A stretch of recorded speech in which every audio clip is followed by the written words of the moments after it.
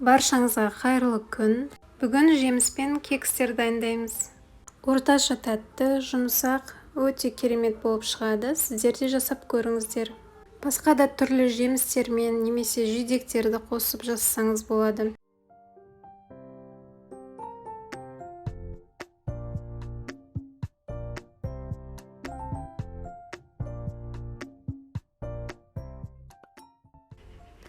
Ұнға қопсытқыш пен тұзды салып, жақсылап араластырып аламыз.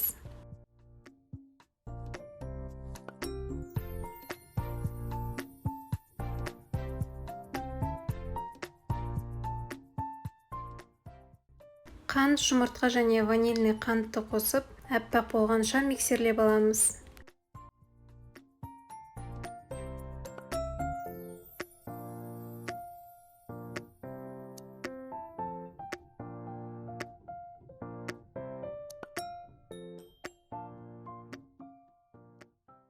Әрі қарай сүт пен сұйық майды қосып, жаймен араластырамыз.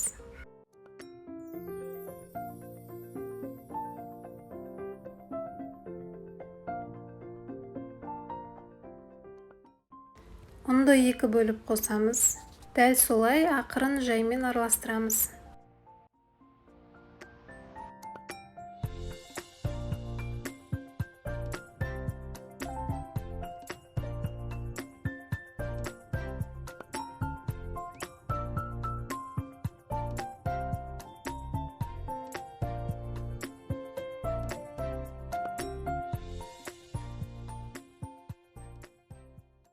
Қызып тұрған пеште 180 градуста 30 минут пісіріп аламыз.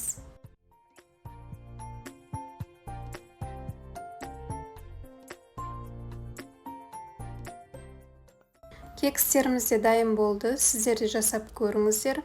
Каналыма жазылыңыздар. Келесі рецептте кездескенше.